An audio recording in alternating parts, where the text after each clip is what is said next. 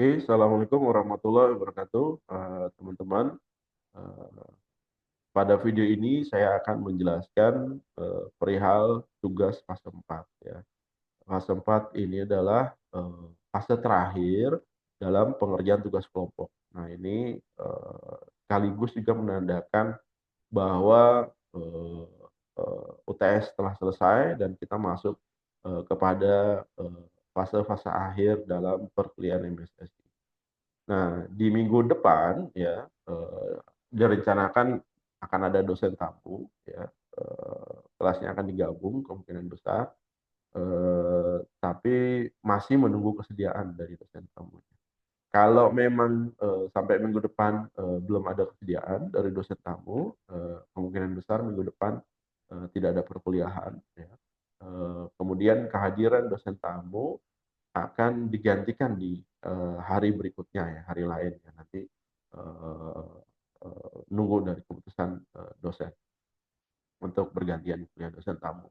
Jadi memang kita masih ada sisa satu pertemuan untuk, perkuliahan dosen tamu. Kemudian yang kedua adalah, eee, tugas fase 4 ini. Tugas fase 4 ini pengerjaannya sama ya, 2 minggu teman-teman, dan kita akan, melakukan presentasi 2 minggu dari sekarang ya, 2 minggu dari hari ini ya. Eee, di fase presentasi ya, nanti akan ada setiap minggu, akan ada 2 kelompok yang maju untuk melakukan presentasi. 2 kelompok ini yang maju, saya serahkan kepada teman-teman urutannya siapa aja. Siapa yang mau duluan, siapa yang mau belakangan itu bebas ya. Saya serahkan kepada teman-teman, nanti serahkan daftarnya kepada saya. Jadi kita akan ada 5 minggu ke belakang untuk, melakukan sesi presentasi, ya. Jadi tiap minggu akan ada 2 kelompok. Jadi siapkan aja di minggu pertama 2 kelompok siapa, kedua 2 kelompok lagi siapa, ketiga dan seterusnya, siapa aja yang maju. Nanti pada saat presentasi, setiap anggota kelompok wajib hadir, ya. Bagi Anda yang nggak hadir saat, presentasi, maka Anda tidak akan mendapatkan nilai presentasi, ya. Jadi usahakan Anda harus wajib datang. Bagaimana kalau ada accident gitu ya, kemudian, Anda sakit atau apa gitu. Kalau gitu kejadiannya gitu ya, saya sarankan Anda segera minta kesediaan kelompok lain untuk mengisi slot presentasi Anda. Jadi harus ada kelompok yang gantiin ya, untuk,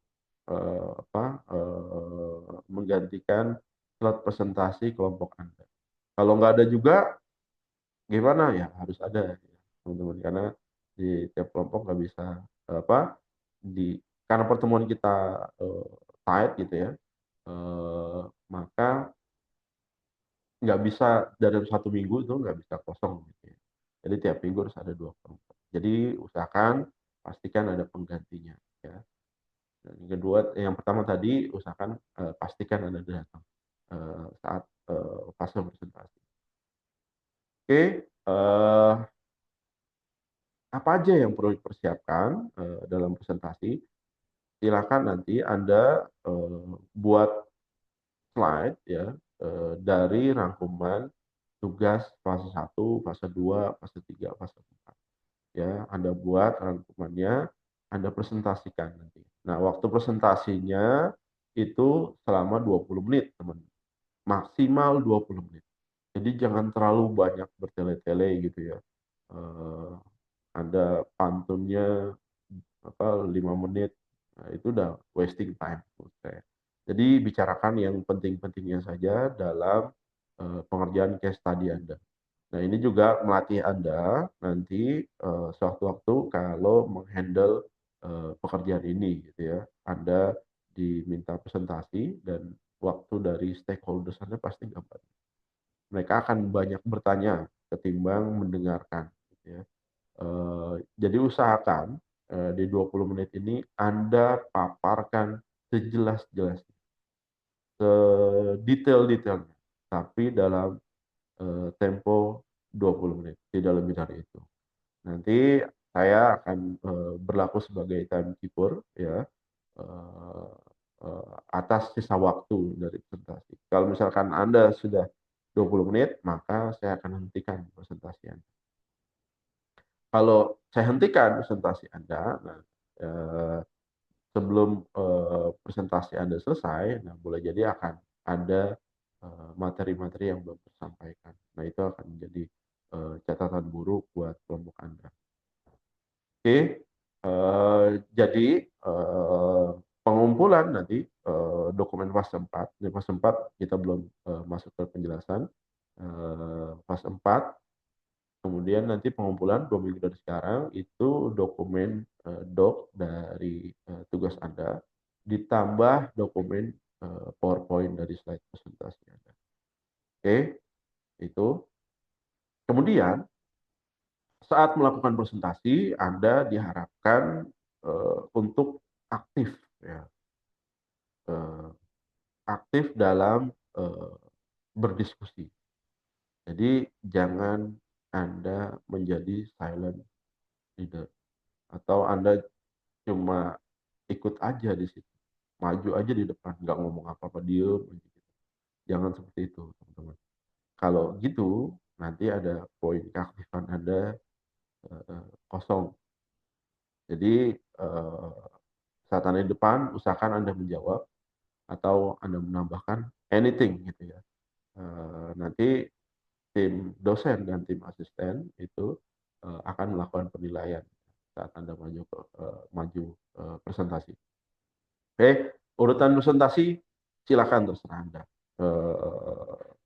Eh, Jarak 2 minggu dari sekarang, saya harapkan eh, Anda sudah memberikan daftarnya ke saya, ya, yang presentasi di week 1, week 2, week 3, week 4, week 5. 1 minggu hanya ada 2 kelompok maksimal dan minimal. Jadi nggak bisa lebih, nggak bisa kurang. Udah pas ya, 2 minggu. Kita akan presentasi selama 5 minggu. Oke, itu penjelasan mengenai kelompok. Oh iya, silakan buat presentasi semenarik mungkin ya, semakin hidup presentasinya gitu, karena nanti ada penilaian presentasi, makin hidup presentasinya maka eh, boleh jadi nilai Anda semakin besar ya. Eh, Silakan sekompak mungkin ya, entah itu Anda mau pakai baju yang sama atau apa, terserah Anda gitu. Dan silahkan Anda mengencourage ya peserta presentasi untuk bertanya.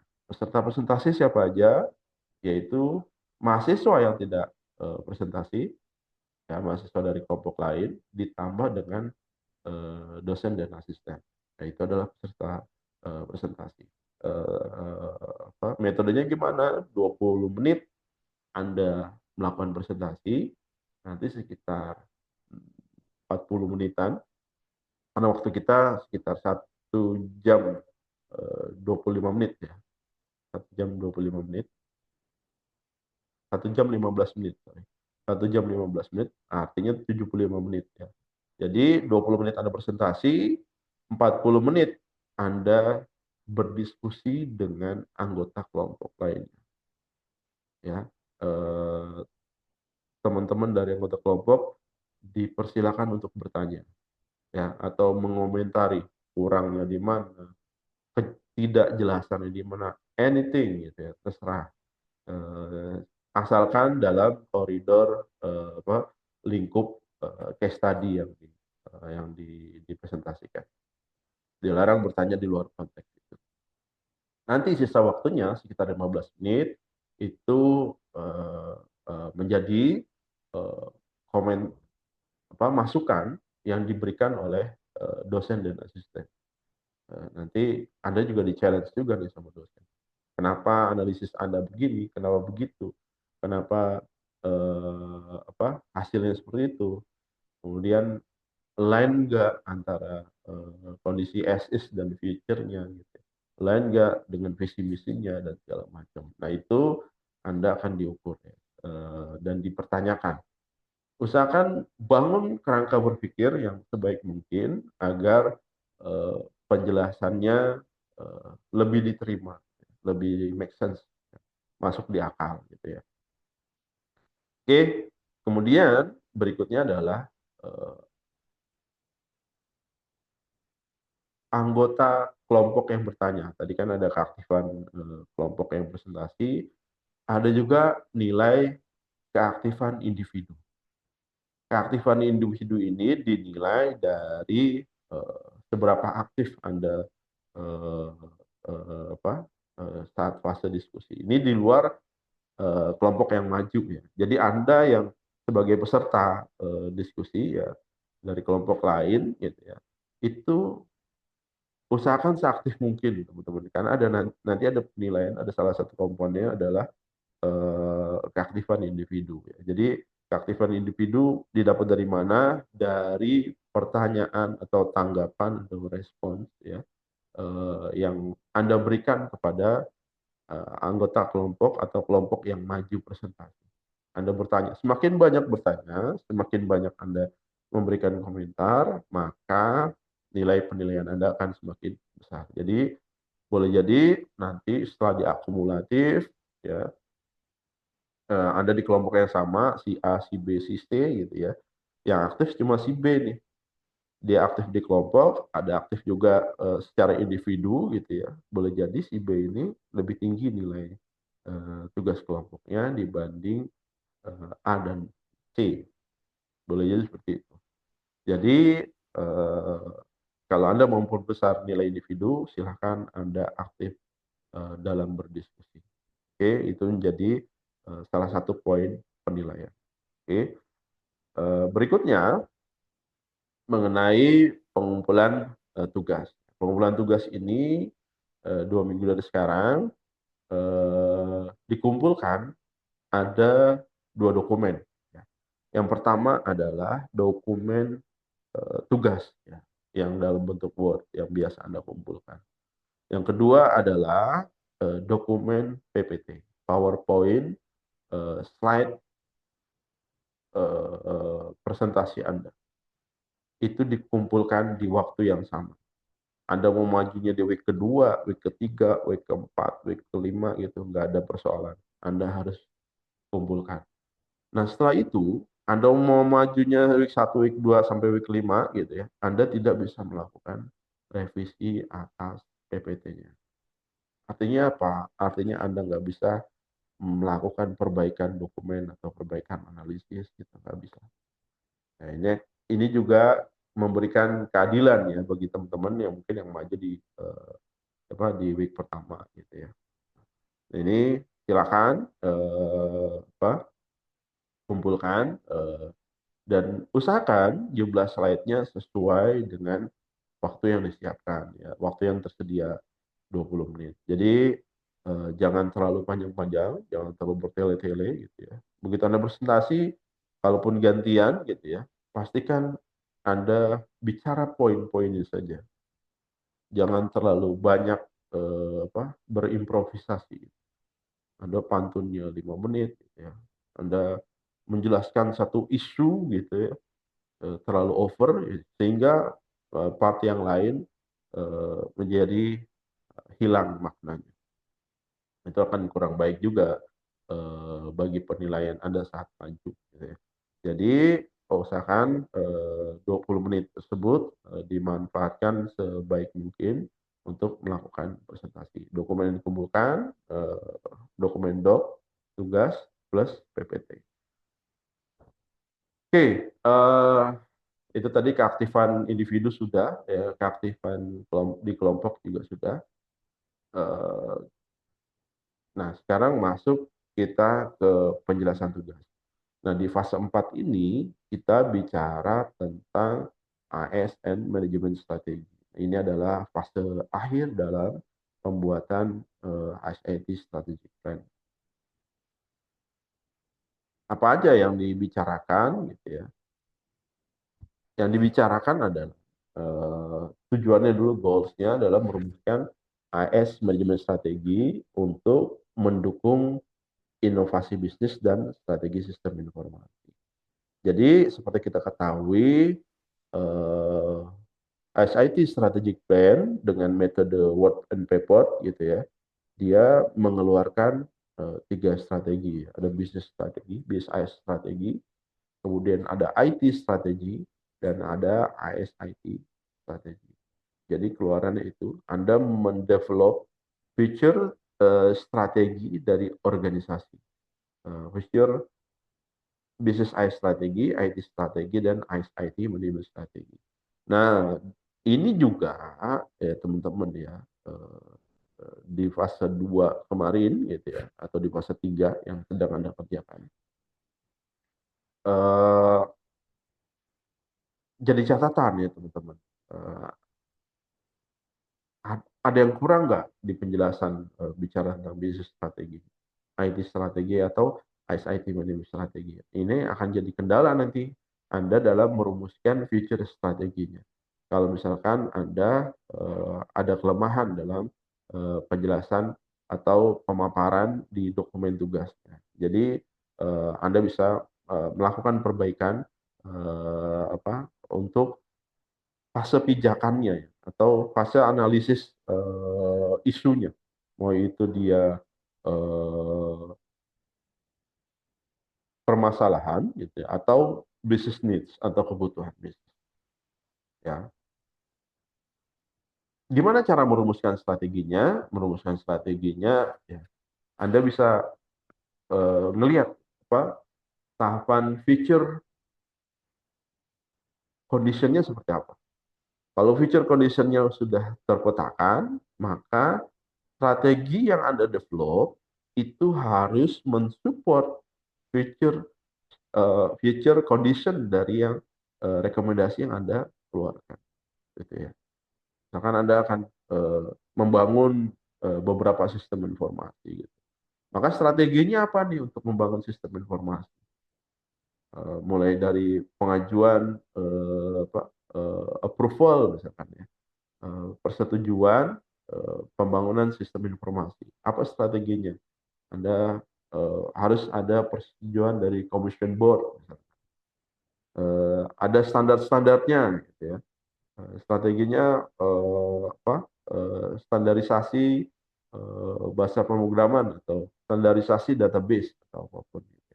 Nah, untuk contoh-contoh strategi, eh, Anda bisa cari di bukunya white paper untuk contoh-contoh strategi. Kata-kata strateginya itu memang sedikit uh, unik gitu ya, untuk mengeluarkan. Kemudian Anda juga melakukan update dari arsitektur vision ya. Arsitektur vision ke depannya. Jadi sebelum Anda memetakan develop future strategi gitu ya, di awal Anda buat dulu nih update arsitektur vision, visi misi dari ISIT-nya gitu ya. Kemudian goals-nya seperti apa gitu ya. Nanti turunannya baru ke strategi. Biasanya dia align ya, antara arsitektur vision turun ke feature strateginya ya. Biasanya dia berkaitan. Oke. Yang ketiga apa? Yang ketiga Anda mendevelop quick win ya. Anda menganalisis dan menentukan strategi pencapaian program atau inisiatif quick win. Quick win ini adalah sesuatu yang memberikan dampak yang besar bagi organisasi, tapi dilakukan dalam jangka waktu yang relatif singkat, ya misalkan itu. Eh, Anda pikirkan gitu ya, kenapa sih harus ada quick win gitu ya? Kenapa harus ada quick win? Karena biasanya SIT Strategic Plan ini berlangsung lama ya, 3 sampai 5 tahun. Nah, organisasi ya itu cenderung nggak sabar untuk mendapatkan manfaat dari strategi yang kita buat. Nah, untuk itu ya Anda keluarkan dulu quick win-nya gitu. Biar apa? Biar di tahun-tahun awal sudah kerasa nih dampaknya bagi organisasi dari penerapan SIT strategi. Anda keluarkan quick win-nya berapa ya? 2, 3, atau 4 gitu ya, yang harus dijalankan sebagai priority. Misalkan di 100 hari pertama gitu ya, Anda melakukan quick win apa yang bisa berdampak serius bagi organisasi, tapi waktu pengerjaannya nggak terlalu besar. Kemudian yang keempat, Anda melakukan perencanaan roadmap dari ISIT development.